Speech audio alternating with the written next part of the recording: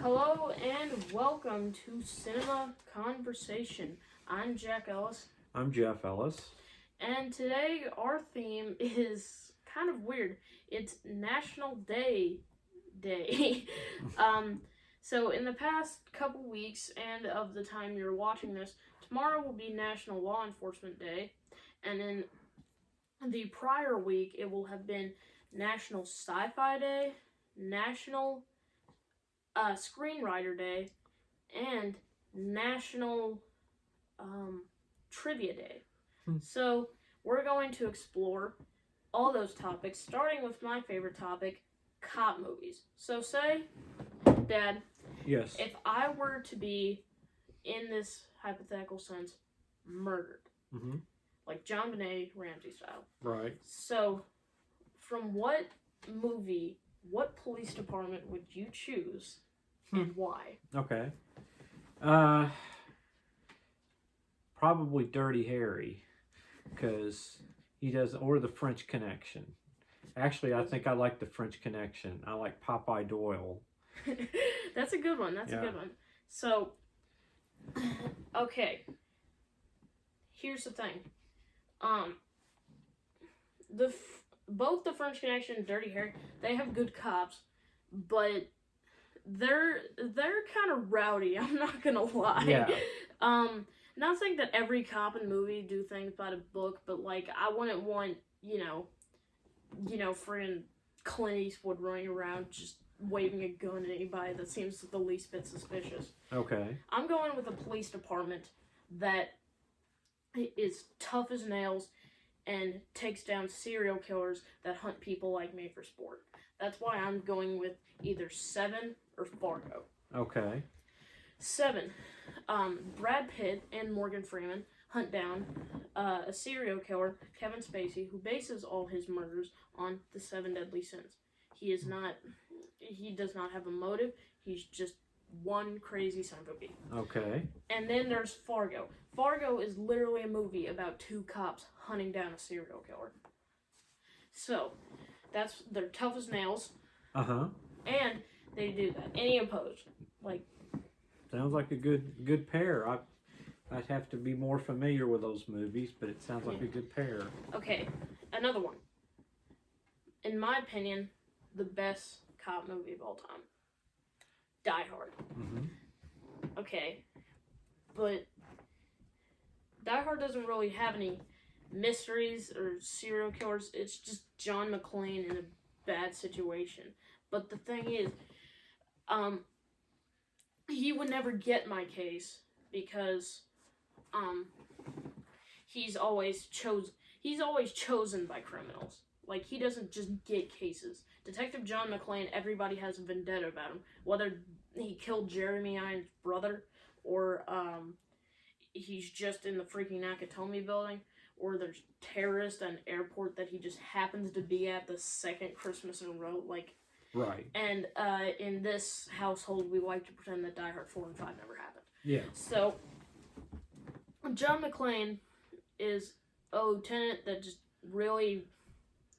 He just doesn't do anything because I don't know why. He always does something wrong. His captain's always mad at him. I don't think he'd take this, I don't think he'd take the case seriously. That's why I'm going with Lethal Weapon. Okay. But the thing is, for this, you can't, it's just like in real life. You can't cherry pick cops. You have to take it to the department and they'll pick cops. Right. But in a homicide like this, Riggs and Murtaugh would actually be. But, even if they did take the case, they're like global vendettas against those 2 people.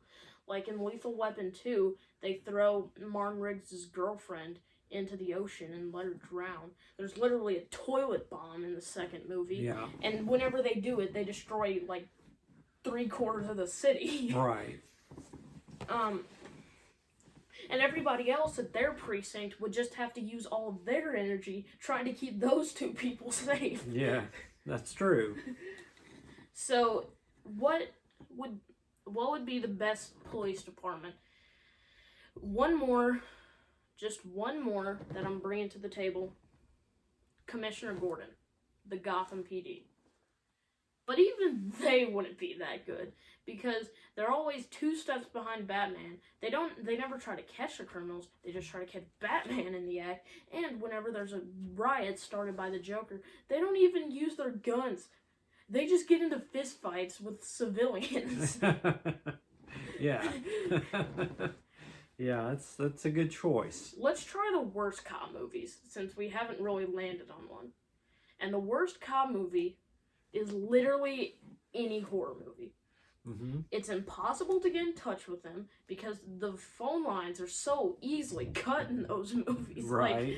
Like how do you cut a phone line? Yeah. Because like any average serial killer knows how to do it. So right. Like, but I'm not saying that the civilians, the victims, are very smart. Like in Scream, you know, Drew Barrymore says she's about to call 911, and then the killer's like, they never make it in time. And then she's like, oh, okay then. Well, if the killer on the other line says they won't make it, then I guess they won't. Yeah, they're always late. Yeah, and the cops are always just so stupid. Like, going back to Die Hard is the best and worst cop movie ever. Yeah. Because anybody that isn't Al Powell or John McClane is just a huge doofus. Yeah. Both Special Agent Johnson and Dwayne T. Robinson is possibly the stupidest character I've seen in a movie. There was this guy that literally got shot in the groin 4 times and thrown out of a window all onto a policeman's car, and he just thought it was a suicidal stockbroker. Yeah. Not real bright. So, yeah, like, any horror movie, and the thing is, oh, look, here comes our mascot, Sarge. Any horror movie,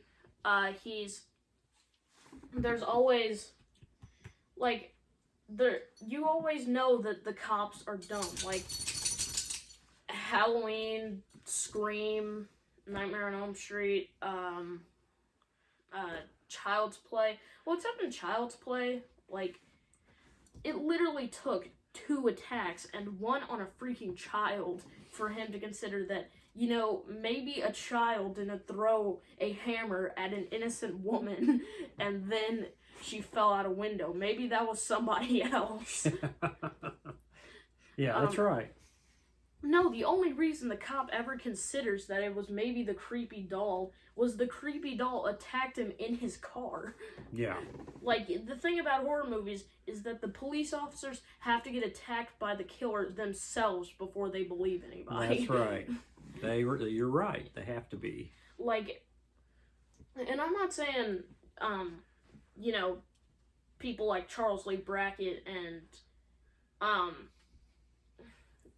whatever the cop's name in Nightmare on Elm Street was. I know it was Nancy's dad.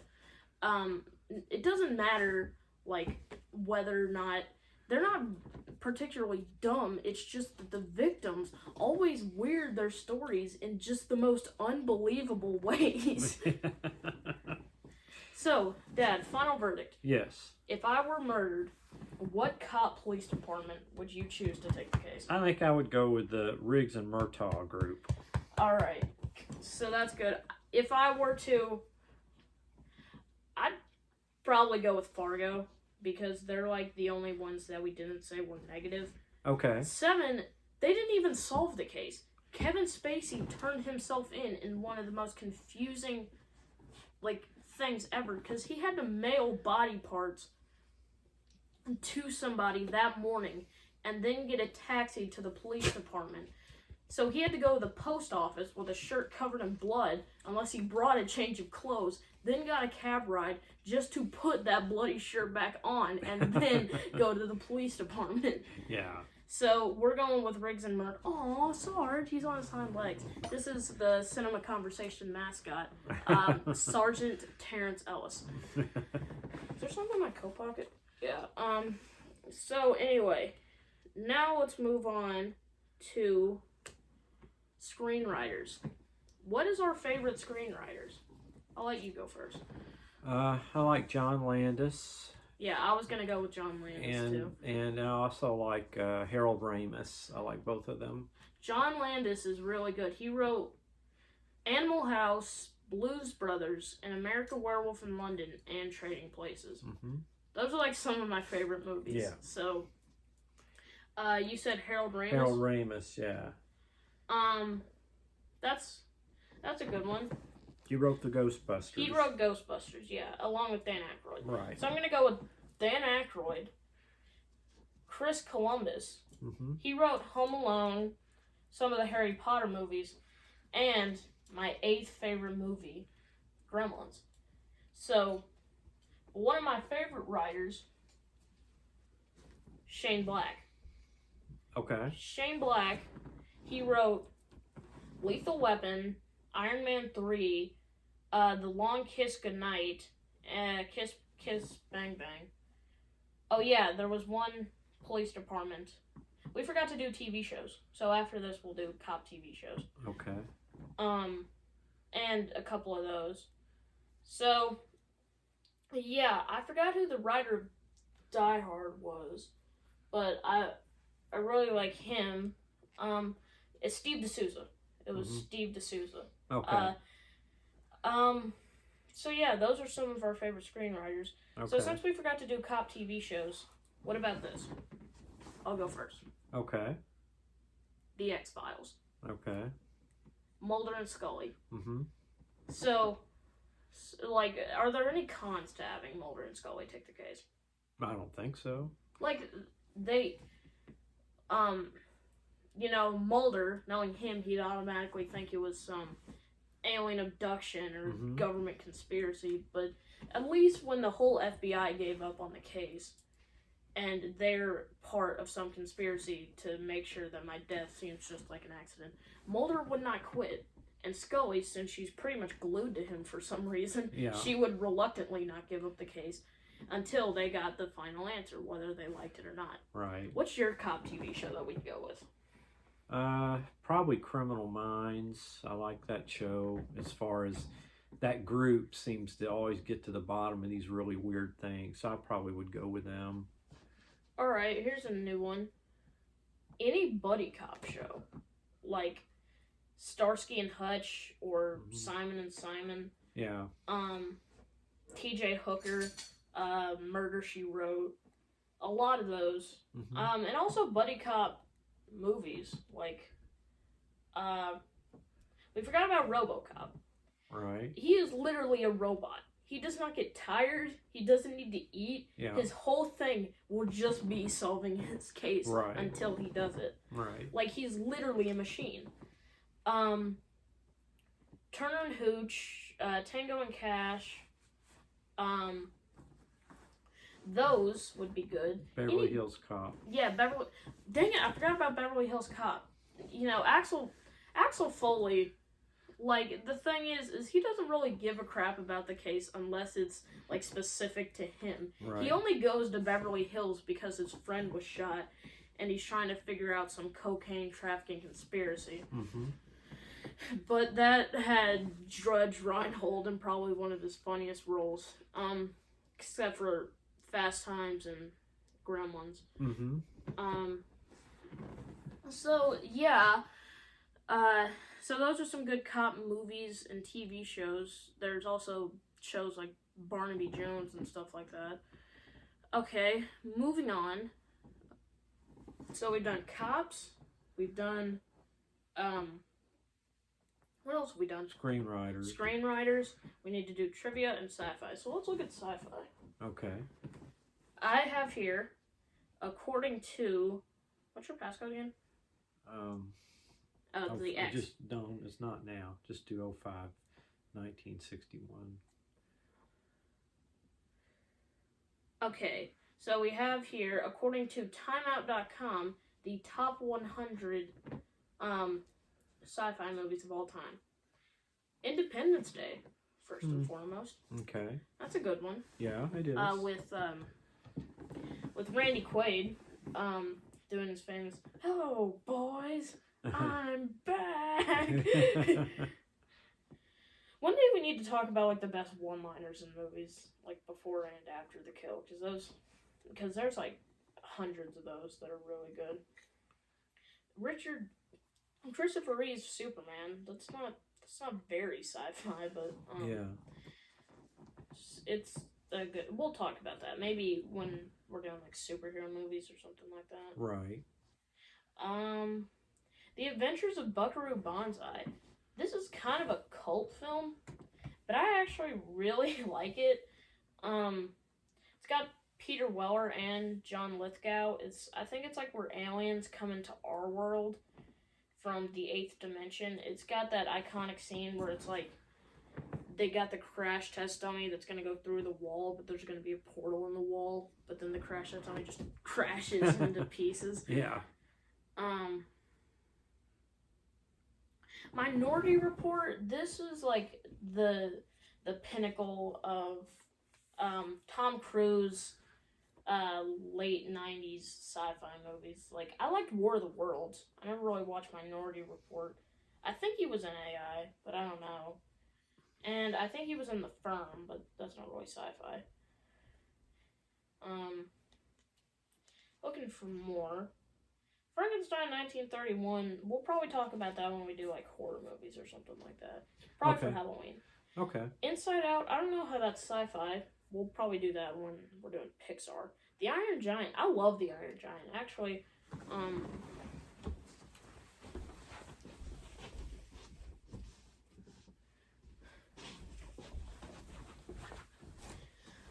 I have a little Iron Giant right here. Right. You can see it. Probably that has one of the saddest endings, like, in a sci-fi movie, except for maybe E.T., where he's flying up, and then he's like, Superman, and then he explodes. Another one. Star Wars: The Return of the Jedi. I tell people I like the first 3 movies. I think the J.J. Abrams trilogy has its moments. And the prequels they just suck to high heaven, honestly. Yeah, I don't have any use for those. I like the first 3. The first 3 are really good. A lot of people don't like Jedi for some reason. I actually thought it was one of the better ones. Like, I think it'd probably be Empire, New Hope, Jedi, honestly. Yeah. Another one. Iron Man we'll probably talk about when we do superhero movies. Have you seen Logan's Run? A long time ago, yeah. I haven't seen Logan's Run. Yeah, it's not too bad, but it's an old movie. Westworld. They turned that into an HBO TV show. Yeah. That one's, I haven't seen that one. That was an old one too. The Thing from Another World. The only reason I know that the John Carpenter one wasn't a remake is because they're watching The Thing from Another World in Halloween.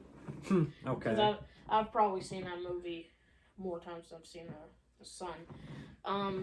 And which is actually really funny in hindsight because they actually, John Carpenter remade that movie. Yeah. Alright. The War of the Worlds, the original one. This kind of started the craze of, like, UFOs invading Earth. That was pretty big in, like, the, mid to late 80s.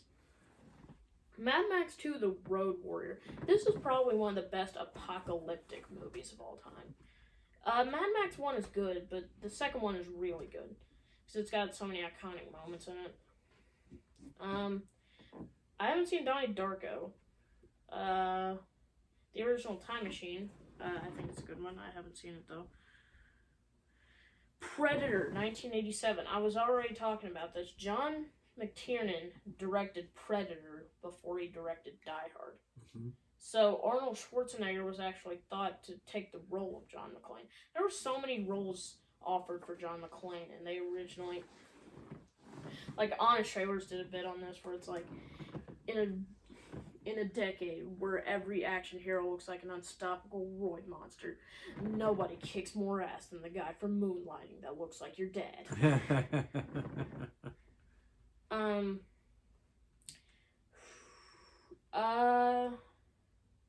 Ghostbusters. Yeah, of One course. of the best sci-fi movies of all time. Of course. It's great. We already talked about how great Ghostbusters was. I want to go more in depth of it because Dad and I, of course, are really big Ghostbusters fan. Mine's a little more obvious. So yeah, we'll probably devote like a whole episode to that sometime. Mm-hmm. Since last year was its 35th anniversary. Star Trek II: The Wrath of Khan. I've only seen the ending, like when like he's got his hand up against the glass, and like then they're sending him off. Or I think we watched it one time in film appreciation, but I wasn't paying very much attention. Total Recall is a really funny movie. I love like the head thing where like the heads are a machine and like it's like Mission Impossible, but like it's more of a machine thing. And I love when his wife tries to shoot him, like, you can't kill me. After all, we're married. And then Arnold Schwarzenegger shoots her and is like, consider that a divorce. The Fifth Element. This is another Bruce Willis movie. I haven't seen it though. They Live. They Live is so good. Like, it's about like subliminal messaging because like everybody's an alien for some reason. Aw, sorry, boy. So another John Carpenter movie. He really has a knack for sci-fi horror. And he also does all his own music. The original Invasion of the Body Snatchers is really good. Inception is a great Christopher Nolan movie. Galaxy Quest is so bad it's good movie. It's got Tim Allen, Sigourney Weaver, and the late great Alan Rickman. God rest his soul. And it's really good. It's the idea that like they're in a show like Star Trek, but then like they meet like actual aliens that think their show is like an actual like documentary. Okay. I think we're getting into the good ones. The Day the Earth Stood Still was really good. Jurassic Park, that one's really good. I need to watch that again because I haven't seen it in a while, but it's really good. The original Planet of the Apes, that has one of the best like twist endings in all of just movie history. I don't see how Clockwork Orange is a sci-fi movie. I guess I just haven't seen it. I haven't seen much of Stanley Kubrick. I heard Back to the Future. Yes. One of the best time travel and sci-fi movies of all time. Yes, absolutely. So, some of these we have to devote, like, whole episodes to, because, like, someday, very soon, don't worry, we'll talk about our top 10 favorite movies, and we'll also do a set tour. Well, we really don't have a set, we just film at my desk. The Fly remake with Jeff Goldblum, that's actually kind of more funny than scary, honestly, because, like, the shot of, like, him with the throw up coming out of his mouth. Terminator 2 Judgment Day is one of the best sci-fi movies of all time. It has the T-800, and it was really, like, one of the first, like, good special effects movies. The Matrix is a really good one. I watched that a while ago, but, like, what if I told you? As I said in the first episode, I like to do impressions. The Thing, the remake of The Thing. Dead Meat, one of the inspirations for this channel, cites it as their all-time favorite horror movie. And I gotta say, that's not a bad choice. It keeps you on edge. It's like the Manchurian Candidate of sci-fi movies. Like, you don't know exactly who's who and what's happening. E.T. E.T.'s a great sci-fi movie. Star Wars 2, we already talked about that. The original Terminator is pretty good. Metropolis, the first Star Wars. Aliens, stay away from her, you. Yeah, that's a really good one. That's like one. It's the pinnacle of James Cameron.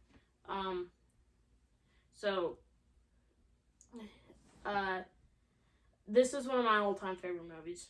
You'll be excited to hear this. Close Encounters of the Third Kind.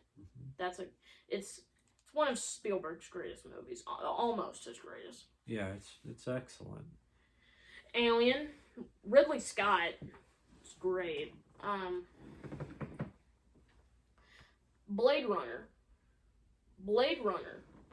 is really good. It's behind. Harrison Ford is a pristine actor. I don't care what anybody says. He's Han Solo, Indiana Jones. He was in Blade Runner. He was in The Fugitive. Those are all fantastic movies because of him. You know. Mm-hmm. And the last one, 2001: A Space Odyssey. As I said, I haven't seen a lot of Kubrick, but I know about the little red eye thing. So yeah, that's our best sci-fi movies. What do we think about those? Yeah, I think that's a Those good are, list. Yeah. So now we're gonna do, since it was National Trivia Day, we're gonna do movie trivia, our favorite game. Okay. Well, it's a good thing we don't have anywhere to go. The rules are basically, we're both gonna see who can answer one from each of the 4 categories the fastest. And this game will go by pretty fast since we don't have 2 people. Okay, so you'll go first. Pick a category. Comedy, cartoon, action, adventure. Comedy. Comedy, okay. In what movie does a garbage collecting robot fall in love with the reconnaissance of a robot named Eve? I don't know. Wall-E. Okay. You can give me sci-fi horror. All right. You can put your coffee mug down if you want.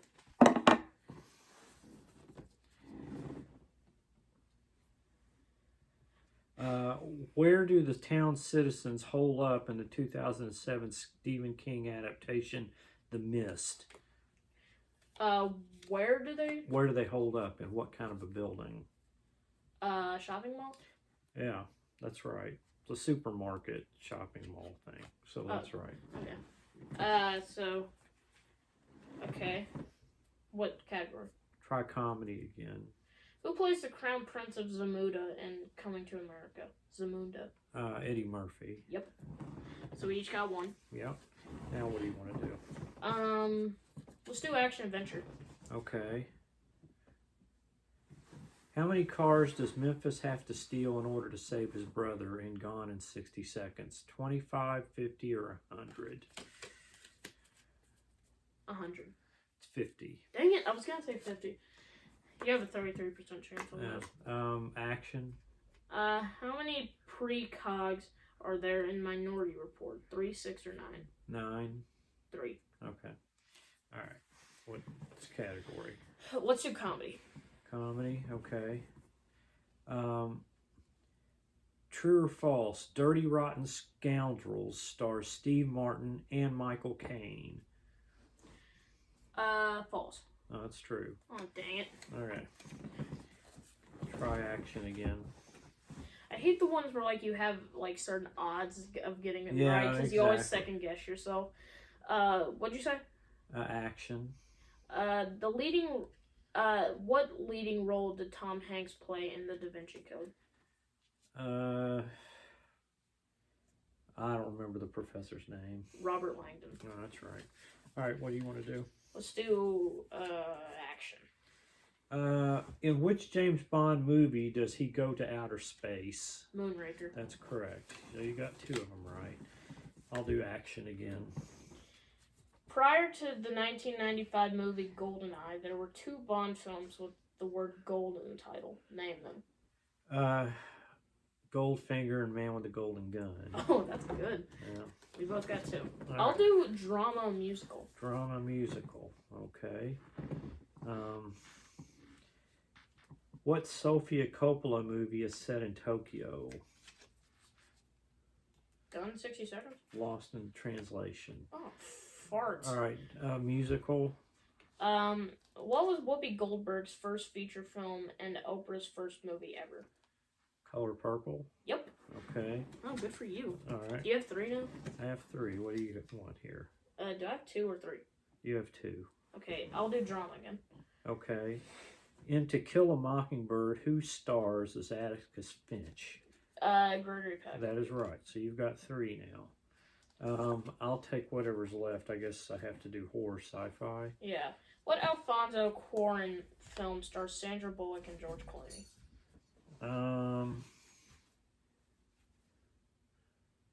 I don't know. Gravity. All right. What do I have left? Horror, don't you? I did horror, I think. Did I get it right? Yeah, I think you got horror already. Oh, Are you down to comedy? I think it's... Yeah, I think it's comedy. Okay. All right. This statement was made in which movie? Sorry, we would have come earlier, but your husband wasn't dead yet. Is from what movie? Airplane, Pink Panther, or Naked Gun? Naked Gun. That's right. You got them all right. All right, you Well, won. that is all the time we have for today. Join us next week when we will probably be doing our first introductory video, which will be a set tour and talking about our favorite movies and pop culture related things. Again, I'm Jack Ellis. Jeff Ellis. Signing off.